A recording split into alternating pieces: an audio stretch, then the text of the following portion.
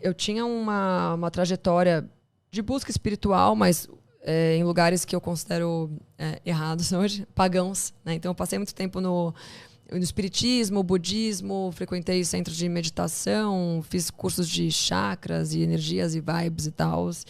E quando eu comecei a... Quando eu entrei para o setor público, quando eu comecei a trabalhar no governo, eu comecei a conhecer muitas pessoas da direita. E muitas pessoas cristãs da direita, cristãs de verdade, né? Até então eu não tinha muito contato com essas pessoas, porque minha vida era um outro rolê, assim, uma outra vida. Uhum. E aí eu conheci uma pessoa que veio se tornar, tipo, uma das minhas melhores amigas, assim, até hoje, que é uma pessoa super cristã, evangélica, né, protestante. E ela me convidou para começar a ir na casa dela estudar a Bíblia. Isso foi no início da pandemia. Então eu tinha muito tempo livre, então eu ia com a minha filhinha lá, tipo, 2 vezes por semana e passava a tarde inteira estudando a Bíblia com ela. E aí um dia ela me perguntou se eu queria aceitar Jesus. Ainda tinha alguns conceitos que eu não entendia direito. Eu acreditava em reencarnação, eu acreditava em espiritismo, eu acreditava em, enfim, várias teorias pagãs. Uhum. E aí e aos poucos ela foi me explicando, a gente foi em busca eu entrei numa busca, assim, e eu sou uma pessoa...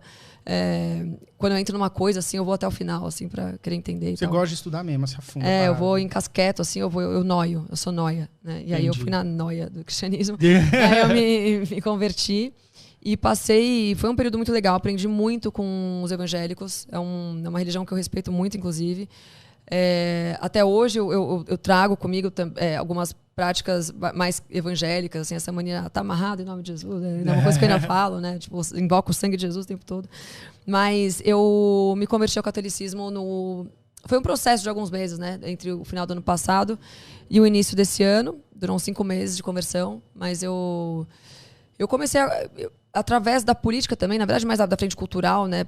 Eu comecei a conhecer pessoas que eu considerava muito, muito inteligentes. Tipo, os caras mais inteligentes para mim da época eram extremamente católicos. E assim, aí tinha o Rasta, né, da Brasil Paralelo, o Guilherme Freire e o Cogos, né, Paulo Cogos, que é muito, muito amigo meu até hoje. Ele se elegeu?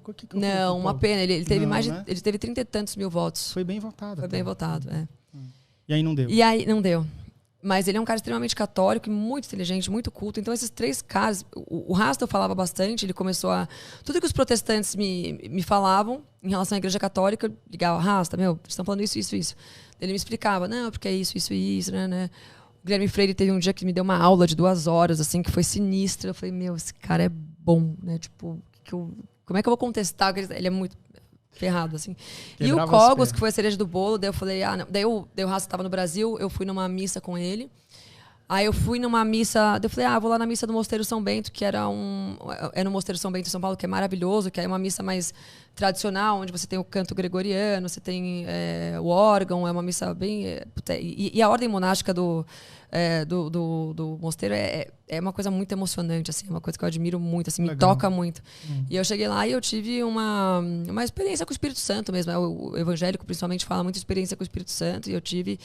E nesse dia, eu estava sozinha lá, comecei a chorar, e aí eu vi todos aqueles monges do monastério e tal, e eu tive... O Espírito Santo me tocou e eu falei, é aqui. E aí eu comecei a ter terço mesmo todo ali dia. Na parada, né?